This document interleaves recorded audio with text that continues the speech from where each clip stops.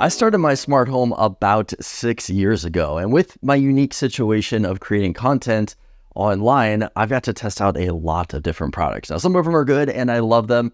Some of them aren't so good and I typically don't make videos on those. But inevitably, things can go from good to bad to worse pretty quickly. So in today's video, let's talk about 4 pitfalls with the smart home industry and what we can do to avoid them. If you have spent a good amount of time and money building out your smart home, chances are you've probably run into some of these issues. Your smart plug's offline, the motion sensor no longer triggers the automation to turn the lights on at night, my robot vacuum ran an update and cleared out its schedule and now it doesn't run anymore. But these are just some of my examples, so feel free to leave your struggles down below. The deeper I dive into my smart home, the more reliability issues that I have. Things just break, go offline, or stop working altogether. If you want to build out a good smart home, there isn't one company that does it all yet. Aqara, Wise, TP-Link are all good brands that have a wide range of products, but none of them cover everything, which is why I'm forced to mix and match. My Philips Hue motion sensor needs to work with my Casa smart switch, and right now they're doing that through the Amazon Alexa ecosystem. Maybe the problem is that there are too many cooks in the kitchen. The obvious solution is to find one brand and stick to it as much as possible. But you're going to find over the years that that is easier said than done. The Chamberlain MyQ is a great little budget device that allows you to control and monitor your garage door. Through their API, you can integrate this device into Home Assistant or HomeBridge to create some pretty cool home automations. Well, last year they removed access to their API, and with that little change, tens of thousands of Home Assistant users completely lost access to their devices. Philips Hue is another brand that made a big change this last year, requiring users to create an online account to use their system. If you don't have an account through them, you are no longer able to use the app. This was something that a lot of people liked with Philips Hue, is that they didn't have to put their information out there. Unfortunately, that is not the case anymore. Does anyone remember the good old days when you bought a security camera and it actually came with free cloud storage? Arlo and Ring were 2 brand new companies that included this when you bought some of their cameras. Now that feature is gone and you have to pay a monthly subscription to use the cloud service. And that's not all. Companies have actually started now locking features behind paywalls. You want motion detection on your camera? Well, you have to be a subscriber to use that. So buying a product for a specific feature may not be the best idea, because just like that, that feature could disappear.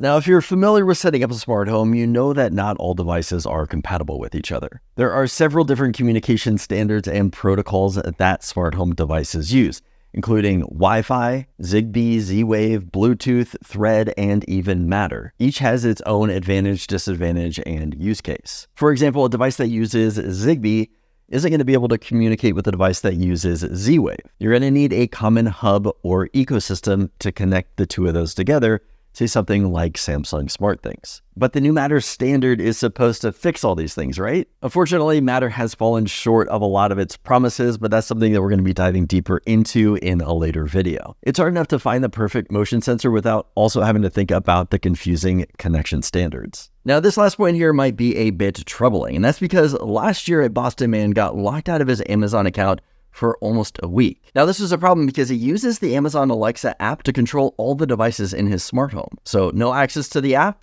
no access to your smart home devices. Now, the shocking part is why he got locked out. Apparently, an Amazon delivery driver was dropping off a package at this guy's house.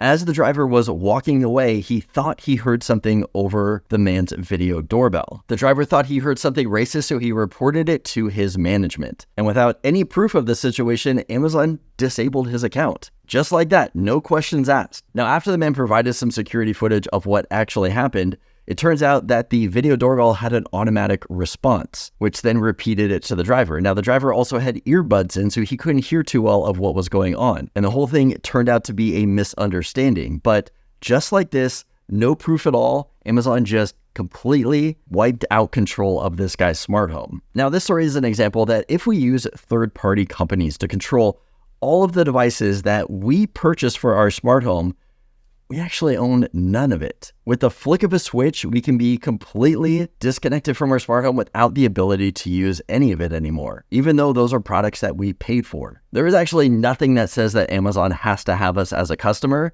And the thought of that is actually kind of scary if we have all of our eggs in one basket. All right, here is what I'm going to do. It's not all doom and gloom, but one solution is that we can dive into the world of Home Assistant and have all of our devices locally controlled and managed by us. Now, Home Assistant can be pretty intense to learn and manage, which is why I've always liked the simplicity of Amazon Alexa or say maybe an Apple HomeKit. Currently, I use Amazon for a lot of my home automations, but their options are pretty limited. The best scenario, I think, is to run 2 ecosystems. I start by picking your favorite voice assistant, whether that's Amazon, Google, or Apple, and then using a dedicated smart home hub, something like SmartThings, Habitat, or even Home Assistant. Now, as far as what products to buy, well, that's kind of the big project that I'm going to be diving into for the rest of this year. I'm going to deep dive and test out all of the best of all the categories out there. We're going to find the best smart plugs, the best light bulbs, the best switches, locks, motion sensors, security cameras. Each video will be dedicated to each of these categories, and I'll let you know what the best one was and why I picked that one. There are actually so many different categories to go over that it's going to take me a while to get through them all.